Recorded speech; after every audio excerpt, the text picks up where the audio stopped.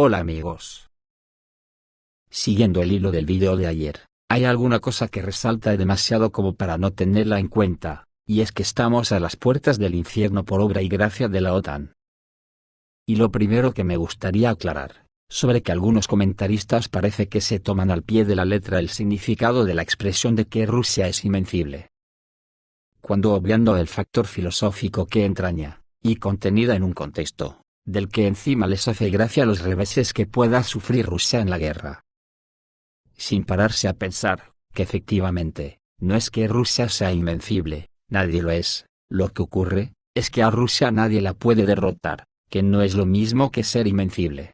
Ya que la derrota de Rusia nadie la podría contar, porque no quedaremos nadie para contarla. ¿De verdad piensa la OTAN destruir a la mayor potencia nuclear del mundo, sin que la utilice para defenderse antes de sucumbir? Pues aunque parezca una locura, y dado que en los cerebros de los dirigentes colonialistas hay una escasez de neuronas espectacular, sí que lo piensan. Aclarado esto, también habría que valorar el curso cambiante de esta guerra, y a dónde nos conducirá a toda la humanidad, y repito, por obra y gracia de la OTAN, única responsable de esta guerra. Cuando Rusia comenzó esta guerra, a la que llamó Operación Especial, fue una guerra contra Ucrania para defender a las poblaciones del Donbass de los nazis que quemaron vivos a los sindicalistas de Odessa, que estaban siendo machacadas por el ejército ucraniano con asesores de la OTAN durante 8 años, y que produjeron 15.000 muertos entre la población civil. ¿Qué se ha salido del guión en esta guerra? Claramente, que aunque podría ser una posibilidad, Rusia no pensaría que la OTAN le declararía la guerra a Rusia, interviniendo con soldados y con toda la parafernalia armamentística. Parafernalia que supone el conglomerado de naciones con más de 1.000 millones de habitantes, más sus aliados palmeros, y que son las que se denominan las más ricas del planeta. Con dirigentes sin escrúpulos que han visto la oportunidad de cumplir su sueño húmedo de destruir Rusia, y que ya llevan más de 2 siglos intentándolo una y otra vez. Otras cosas que se han salido del guión, han sido, que cuando Rusia empezó la operación especial, a la OTAN se le abrieron las puertas del cielo. Porque así justificaba todas las sanciones contra Rusia a la que la veían arruinada y arrodillada sin disparar un solo tiro, y ha resultado que los más perjudicados hemos sido las naciones capitalistas occidentales. Y es cuando la OTAN ante tamaña sorpresa, tuvo que cambiar el guión y pasar a modo bélico para poder doblegar a Rusia. Y por supuesto que Rusia ha acusado el golpe bélico, ya que la operación no la preparó para enfrentarse a toda la OTAN en su conjunto. Otra de las cosas que se han salido del guión, ha sido que la OTAN no ha podido romper la alianza de Rusia con China, y que tampoco en el resto del mundo ha encontrado aliados contra Rusia. Y aquí estamos ahora a las puertas del infierno. Y salvo que me equivoque, y Rusia se rinda ante la OTAN, salga de todos los territorios de Ucrania incluida Crimea, y entregue las llaves de Moscú a la OTAN. ¿Alguien cree que esto pasará? Pues en la cabeza de Borrell y otros dirigentes sí pasará, y no se detendrán ante nada, aunque se lleven por delante el bienestar de la gente, porque les da igual todo. Como lo que pasó con el sabotaje de los oleoductos que por puro milagro, las explosiones de Nord Stream, no dañaron las armas químicas alemanas inundadas en el fondo del mar cerca de las explosiones. Ya que una explosión en el gasoducto Nord Stream podría alterar la integridad del vertedero de armas químicas alemán, inundado después de la Segunda Guerra Mundial, o levantar sedimentos contaminados del fondo. Es un milagro que las explosiones de Nord Stream no dañaran las armas químicas alemanas hundidas en el mar. Así lo anunció el profesor Jacek Beldowski, jefe del Laboratorio de Amenazas Modernas a los Ecosistemas Marinos del Instituto Polaco de Oceanografía, a su regreso de un viaje de investigación al mar Báltico. En la profundidad de Bornholm, a 105 metros de profundidad, hay 85 toneladas de armas químicas alemanas que no se usaron durante la guerra. Los aliados querían deshacerse de ellas, y lo dividieron entre ellos. Partes se hundió en el Báltico, al este de la isla de Bornholm. No muy lejos de este vertedero hubo una explosión del gasoducto Nord Stream, según dice el Nizalevny Politicsny, citando al profesor Jacek Beldowski. Tal y como aclara el autor del material, El científico lleva estudiando el vertedero de armas químicas en las profundidades de Bornholm desde el año 2011. Según el profesor Beldowski, el sabotaje en el gasoducto planteaba dos amenazas: una explosión masiva y una onda de presión podrían dañar las armas químicas, provocando una oleada de varios tipos de compuestos volátiles e irritantes. Los sedimentos contaminantes que se han acumulado a lo largo de los años en los lugares más profundos del mar Báltico, incluidas las profundidades de Bornholm, podrían haber aumentado. Hay metales pesados, compuestos antiporosos que alguna vez se usaron para pintar barcos, DDT, y otros contaminantes orgánicos. Está todo lo que temía una persona en la segunda mitad del siglo XX. Plomo de gasolina, mercurio y otras sustancias tóxicas, señala el profesor. La investigación sobre muestras tomadas por científicos se lleva a cabo en el laboratorio de la Academia Militar de Ciencias de Varsovia, que es el único en Polonia con experiencia en el análisis de armas químicas. Los resultados deberían mostrar si el lodo de la explosión de Nord Stream se está moviendo a otras áreas del fondo, y si ha ocurrido contaminación.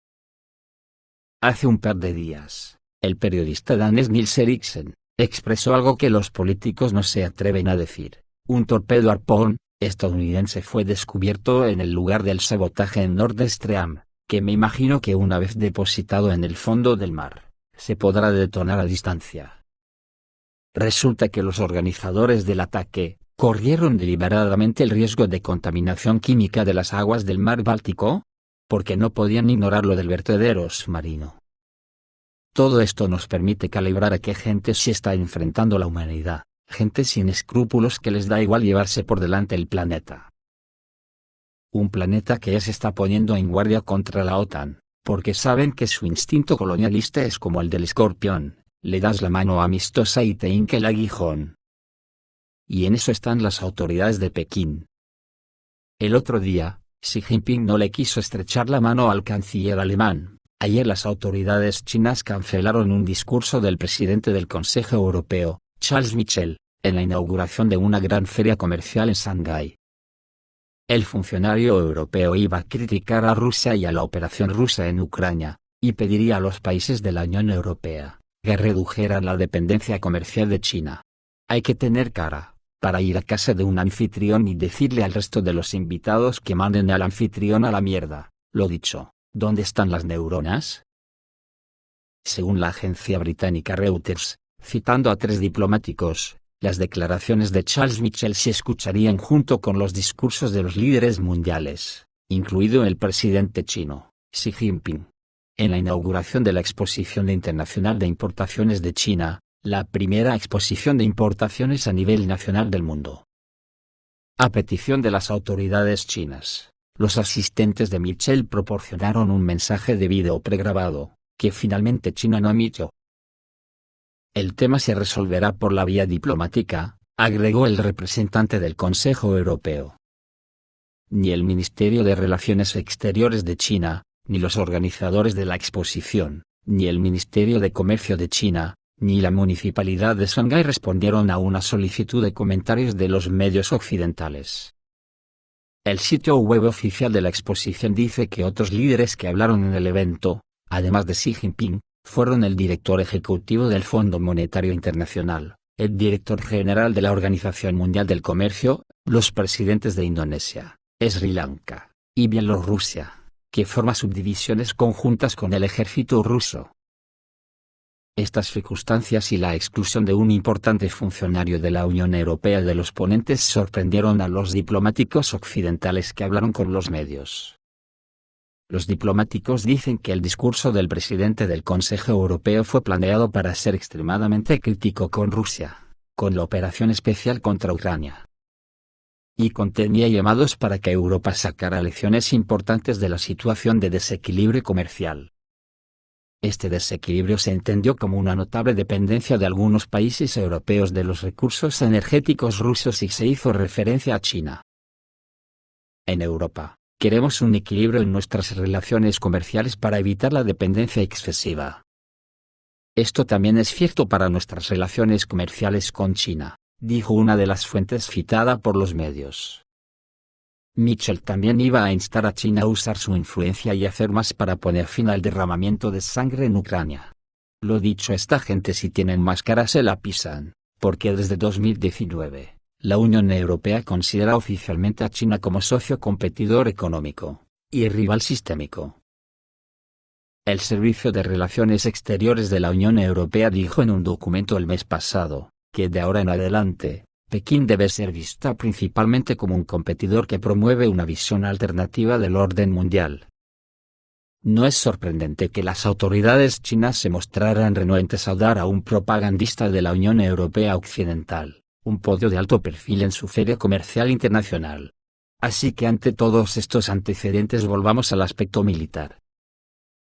El Ministerio de Defensa de la Federación Rusa informó una vez más sobre sus logros de combate, lo que da pie a conclusiones cada vez más alarmantes sobre las perspectivas futuras para el desarrollo de la situación político-militar en Ucrania y sus alrededores. Entendiendo por alrededores, a toda Europa, que en román paladino, quiere decir que estamos en una guerra que de momento va a envolver a toda Europa, y para que nos enteremos que será nuclear. Ya lo dijo Macron el otro día, cuando marcó paquete nuclear diciendo que Francia es la única potencia nuclear de la Unión Europea, para enfrentarse a Rusia. ¿Cómo será la evolución? Cualquiera sabe ni cuándo ni cómo, o sea que hay que fijarse en los detalles. Las tropas rusas están atacando la infraestructura crítica de Ucrania, lo que permite reducir el potencial de las Fuerzas Armadas de la OTAN Ucrania. Lo primero que hay que señalar a este respecto es que los contornos de una inminente gran guerra europea se están volviendo cada vez más reales. En particular, el aterrizaje a escala industrial de soldados mercenarios de la OTAN y de equipo militar occidental tiene que decirnos algo importante. En primer lugar, esto es una indicación indirecta de una mayor internacionalización del conflicto militar en el territorio de Ucrania, que se está convirtiendo cada vez más rápidamente en una confrontación militar directa entre la Federación Rusa y la OTAN. En segundo lugar, la participación generalizada de personal militar de la OTAN indica claramente las serias dificultades del ejército ucraniano con el desarrollo y el uso de combate de equipos militares occidentales, suministrados por regla general, en pequeñas cantidades pero con una amplia gama de muestras. Esto hace que sea prácticamente imposible tanto para su mantenimiento competente por parte de personal local insuficientemente capacitado, como para su uso efectivo en combate. Aparentemente, se encontró una salida en el reclutamiento de personal de servicio de los respectivos países occidentales, para puestos relacionados con la operación de equipos militares. Además, también se puede experimentar una escasez aguda debido a las grandes pérdidas del ejército ucraniano en la infantería poco entrenada. Todos estos cursos acelerados de un joven luchador occidental no pueden dar el efecto deseado, ya que no están directamente relacionados con la práctica del combate. En tercer lugar, un aumento significativo en las necesidades de transformación del ejército ucraniano en un contingente occidental entrenado, al tiempo que reduce el recurso de mercenarios extranjeros voluntarios. Esto está obligando a los líderes de los países de la OTAN a cambiar a formas organizadas estatales de reclutamiento y despliegue de personal en el territorio de Ucrania, incluso a expensas del personal militar a tiempo completo de sus fuerzas armadas. Esto, en particular, se confirma por la información sobre un fuerte aumento en el tráfico de radio en las tropas en Ucrania que se hablan idiomas extranjeros. Mientras tanto, en el contexto de los próximos eventos, se están volviendo cada vez más definidos en las declaraciones públicas de los dirigentes rusos.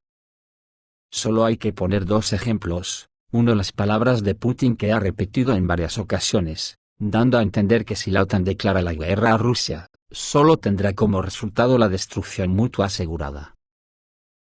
Y unas declaraciones recientes de Dmitry Medvedev, vicesecretario del Consejo de Seguridad de la Federación Rusa, que dijo lo siguiente: la conocida tesis de los países occidentales es que no se puede permitir que Rusia gane la guerra.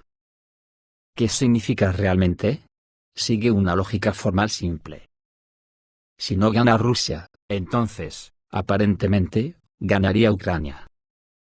El objetivo de Ucrania en la guerra fue anunciado por el régimen de Kiev, la devolución de todos los territorios que antes le pertenecían. Es decir, esto provoca el rechazo por parte de Rusia, y encajaría en el contexto de que sería una amenaza para la existencia de nuestro Estado y el colapso total de la Rusia actual. Y eso significa una razón directa para aplicar la cláusula 19 de los fundamentos de la política estatal de la Federación Rusa en el campo de la disuasión nuclear. ¿Y quién entonces planea un conflicto nuclear? Hágamelo saber, se preguntaba Dmitry Medvedev. ¿Qué es esto sino una provocación directa de una guerra mundial con el uso de armas nucleares? Llamemos a las cosas por su nombre. Los países occidentales están empujando al mundo a una guerra global. Y solo la victoria completa y final de Rusia es una garantía contra el conflicto mundial. Y continuó diciendo Dmitry Medvedev. Dicen que los hechos son cosas testarudas, pero las leyes de la lógica son aún más obstinadas, porque son inequívocas y no aceptan discrepancias. Dmitry Medvedev en este sentido, es un lógico en lo absoluto. Y la secuencia lógica que presenta es impecable a su manera. Porque puede haber otras variantes de tales secuencias. Si Occidente realmente busca derrotar y luego destruir a Rusia, no hay nada nuevo en esto, ya que lo lleva intentando durante muchos siglos. ¿Hay que aclarar algo más? ¿O es blanco y en botella, a donde nos encaminan a todos los habitantes del planeta, los colonialistas descerebrados de la OTAN? Esto es todo, amigos, reciban un saludo.